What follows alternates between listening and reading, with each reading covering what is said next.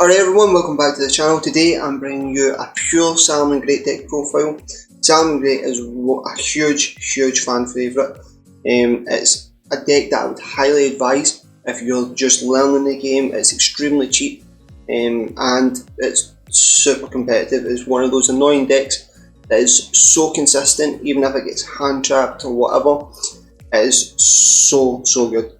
So I'm just going to dive right into this. I don't feel like most of these cards need explained, but I'll tell you my reasons behind the ratios and why I play some of the cards. So let's dive right into it. So first up is Salamangreat Gazelle. I can see Gazelle on the ban list coming to 2 and then evidently to 3. I don't think Konami's just going to put it straight back to 3. I would really like them to put it back to 3 because it just makes the deck so much better. But I think it's going to be Gazelle 2 and maybe Mirage Stallion to 1. But that's one of the things that we need to wait and see. Gazelle is such a good combo starter. It's full combo if you have this in your hand and one other Salamangreat monster. Fantastic card. I play the one Foxy. So Foxy, you could play it too. Like, I wouldn't say anything against anyone that plays it at 2. I just feel the deck is super consistent and only one Foxy does do the job, so I wouldn't play it more than one just now. I play 2 Spinny. I think Spinny's perfect at 2. I used to play it at 3 when the deck first came out, but I think 2 is the perfect ratio now. The same with 2 Jack Jaguar. The Jack Jaguar is probably my favourite Salamangreat monster just because he has a big beat stick. He's a rank 4 and you can't really beat that. Now I play the one Falco just to get his access in as another Salamangreat monster to be able to get a combo started. For non-Salamangreat monsters, I play 2 Lady Debug and the 1 Flame Buffalo. I think this is the perfect ratio. Debug is amazing Ash target, so is Flame Buffalo. I think the Lady Debug is a wee bit better than what the Flame Buffalo is, but I would rather have the option to draw 2. If my hand is extremely terrible and I open either one of these up, then it means that I can get either Ash Bait or I can get more resources to my hand or Ash Bait again. So I really do like these cards and I think it's perfect at 2 and 1 because I don't want to brick on debugs as I tend to always do, sorry. Then probably one of the best support cards that any Cybers deck can put in just now, or any deck that can make a Link 1, is Parallel Exees. This card is phenomenal. Just having one of these in any Salamangreat monster means that we're getting into the rank 4 toolbox and potentially getting full combo without being interrupted. Amazing card. Now, the great thing about Salamangreats only needing one Salamangreat monster is you can play as many hand traps as your heart desires. This could be any ratio you wanted. You don't need to choose my ratios, try to get them all in frame, sorry. I've opted to go for 3 Ash Blossom, 3 Effect Dealer, 2 Ghost Ogre and Snow Rabbit, and 3 Impermanence. This could just as easily be Nibiru. I just feel like the way things are now, if they can get a negate on board without us being able to have Nibiru live, I wanted something that is instantly live, and Ghost Ogre, given the opportunity, is instantly live a lot quicker than what Nibiru would be. Effect Veiler and Impermanence is super clutch against what they call Dragon Links and Infernopals. So, and Ash is just generically super good against any Rove deck. So you can play as big and as little hand traps as you want. So we went for the latter. We went for a lot of hand traps. Salamangreat spell cards. We play the one Salamangreat Circle standard because it's at 1. We'll play the Salamangreat Sanctuary at 1. It's easily searchable for Bailings, and we usually go for it a lot sooner than using a what's it called? Pot of Desire, sorry. Then one that some people can test me on is the one Salamangreat Will. Oh, Will is Salamangreat, sorry. People are playing it at 2 and say it's a staple at 2, but I really don't see the need to play it at 2. I feel like 1 is just perfectly searchable and most of the time I don't really use it. The deck can go into Access Code Talker. It can do the update jammer combo without really needing the resources that will give you. So it's okay. If you really value this card and want to play it, because we do play Pot of Desires, you can bump up to 2, but I think 1's absolutely fine. Then 3 Sign In Mining. 3 more copies of any Salamangreat monster. Cannot beat that. And then make it even more consistent. 3 Pot of Desires. I think Pot of Desires is a superb card, especially in this deck, because it just shows you what line of play you need to go down, because with the resources that you end up banishing. But 9 times out of 10 you get all the resources that you need out of the deck. Just activate this, it's extra hand traps, it's the extra disruption. So 3 Pot of Desires, it's a 1-win card.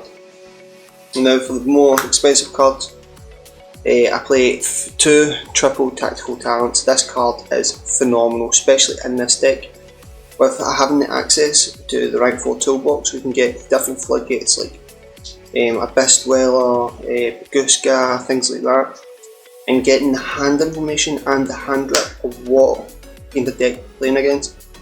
Our deck can definitely set up the proper floodgate to actually get the game, as well as just being another draw to a card, or take control of our opponent's monster, and it's an extremely good out to Dragoon. And moving on to the traps, we play 2 Roar and 2 Rage. I was chopping and changing between playing either 1 Rage, 1 Roar, and I just ended up settling on 2 each, because you can't really grumble on getting a double pop Infernity Barrier, so that's why I decided to play them at 2 each. And obviously if you hit them off Pot of Desires, then you know you've still got another one floating about in the deck. Now the final trap will give you an access into what kind of card we're playing in the deck, in the extra deck, and that's the 1 Gravedigger's Trap Hole. So when you've got Parallel Disease, any link monster, any Salamangreat monster, sorry, then you can link away, and you know for a fact you're not going to get any B-Root, because you do have the Gravedigger's Trap Hole in the deck to help you with the B-Root. So we'll move on to the extra deck now. Pretty standard by Salamangreat standards is Salamangreat Phalanx, 3 Sunlight Wolf. Probably the least standard is the 1 Heat Leo.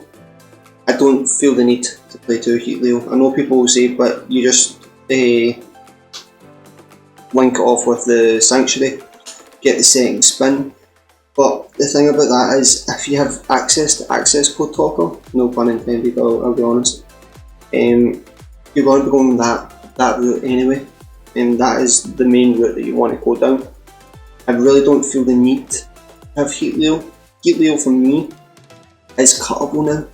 It's just, I prefer to have the Heat Leo in the deck. Just as, I don't even know what the term would be. Habit, maybe, is just to have the Heat Leo. I prefer to have the Heat Leo in it, just for certain setups and stuff. But it is recyclable and stuff, especially with Jaguar. But they are the Salamangreat link monsters. Then play the 1 Lingirsu, or Lingerable, or Lingirsu, choosing. Lingerable, it's just a trap negation, so, and it's just a free rebody. Play the 1 Splash Mage. It's a good extender. I don't tend to really go into it all that much, but it is still an option. Now, every Salamangreat player will know this. This is the best combo in the extra deck. Like, without a doubt, this is the win button in the extra deck. Update the Jammer and the Transcode Talker, summon back Access Code Talker. Boom. 3 pops. Can't moan at that.